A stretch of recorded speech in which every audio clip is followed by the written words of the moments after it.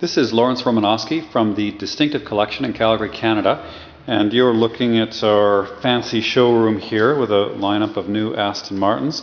I did a delivery of a DBS for a customer, but we didn't have much time to go through it, and so I said I would give him an email on the care and feeding of his car, and then I thought, well, why don't I just do a video on the care and feeding on his car? So this isn't his car, but this is another DBS, and so I thought I'd start here. And so if you bought a car like this, this is the the presentation, or a version of the presentation you would get when you take ownership. And I just try to go through the car and explain what not to do and what to do to keep it healthy. So the first thing with all the Aston Martins is that the paint is very beautiful, very complex, and very soft. It will take almost nothing at all to put swirl marks in the paint, and while you can polish them out fairly easily, anytime you polish paint, you take some of the clear away. So when you've got especially a black car,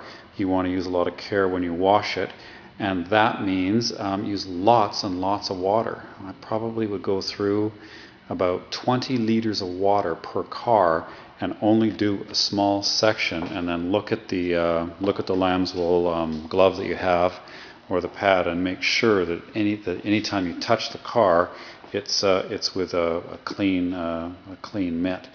Okay, and so with that's fairly self-explanatory. The DBSs have these beautiful carbon splitters. They're not that vulnerable, but they're worth about $2,500 a piece. So you want to be careful to not scrape them if you can. The brakes on the DBS are carbon, which reduces weight of the car, reduces unsprung weight for the suspension, reduces the inertia for accelerating and stopping, and a disc like this in steel to stop a 4,000-pound car going 300 kilometers an hour weighs an awful lot. So the carbon is a great addition. It's porous, so there's a couple things that you need to be care of. Any sort of a tire protectant, like Armor All or whatever you use, if you're not careful when you spray your tires and you spray the disc instead, the oils and the so forth and the chemicals from the sealant can go into the brake disc, and that isn't good. I've also read about a guy who, you can kind of look in here, and I don't know if you can see the depth of the brake pad. I think you can. But anyway, he was at the track with his DBS, and the light came on for him for the brake pad wear, and then he went and physically checked the amount of pad left and thought, no, he's fine, because he could see pad there. Went out for a few more laps and then wrecked his brakes because he didn't check the inside pad, which of course wore a lot faster. So that cost him about 8,000 pounds sterling. So you want to pay attention to the computer. Okay, so this is an aluminum car. This has a carbon composite body panels. It's a 6-liter normally aspirated V12 engine. It doesn't require anything unusual in the way of servicing. To pull the hood release, you can see this opens like so. The fuel filler is an incredibly obscure location. I don't know if you can see that, but it took me a long time to figure out where that was when he runs out of gas. So good idea to keep remember where that is. Otherwise you'll embarrass yourself at the gas station. The engine is timing chains. It's not timing belts. There's no periodic replacement for the belts. So what you're doing is just changing the lubricants and the filters and so forth once a year. I think they say every 14,000 kilometers. So generally once a year is good for most people. We've got the windshield wiper reservoir and the headlamp reservoir there. The aluminum strut brace. We put the oil in, of course, there. We've got the overflow for the coolant, the brake fluid reservoir, and the dipstick. So at least this car, some of the new cars don't have dipsticks, they rely on sensors, so I always like it when you can physically check your oil. The battery is in the trunk. This is a remote. You need a little, if you get a screwdriver, you can just pry this up, and then you get a remote positive terminal. So if you need to boost the car, you can use this as the positive, and then you can use any ground, one of these nuts or something to ground the car. That's about it in the engine bay of the car. So service it once a year, should get a bill in between $1,000 and $2,000, and then but there's no intrusive maintenance schedule, etc. So this is important.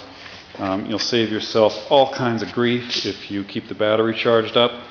A lot of the guys who buy these cars have lots of cars and lots of homes, and the cars don't get driven. So even if the car starts, it can create a low voltage condition, and that can manifest itself in all kinds of things that are generally a pain to deal with. So you want to plug this car in, and then on the Aston DBS, it's a bit different on the coupe, a different place, but you can see there's the receptacle there for the battery charger. And then you can cover it up with a plug. We have lug nuts for the cars, the locking lug nuts. So there's the key for it and the 4 spare lug nuts. And then you get an umbrella, a brolly, because it's an English car. Inside the car, I would say that just as the paint is really soft, and you need to take care of it. The leather is too, and it covers just about every square inch of the interior of the car. And if you leave this car in the sun and park it outside, the leather, it's a natural product, and it will shrink and it'll start to pull away. And replacing it is expensive. So I would, and we started. The car in question here, we started this car off with some leather conditioner in it, in excess of what the factory does. But I would at least once a year go over every square inch of the car with a quality leather conditioner, and just to keep the leather soft and supple. This car has the Bang & Olufsen sound system, and you can see the little tweeters that rise up when you turn the stereo on. The handbrakes in these cars are a little bit funny. They call them fly-off handbrakes, and they're on the outside of the seat. Now, if you raised the handbrake all the way and it stayed there, it would obstruct you getting out. So these then fall away. I guess that's what fly away means. So to the handbrake's set now, and to release it, you pull it up all the way, and then press the button, and then it is released. So what you don't want to do is you don't want to reef on this thing with all of your might and then set the parking brake to maximum, because then you'll have to reef on it even harder, pulling up on it to release it. So just give it a few decent clicks and it's fine, and then releasing it's no problem. Okay. So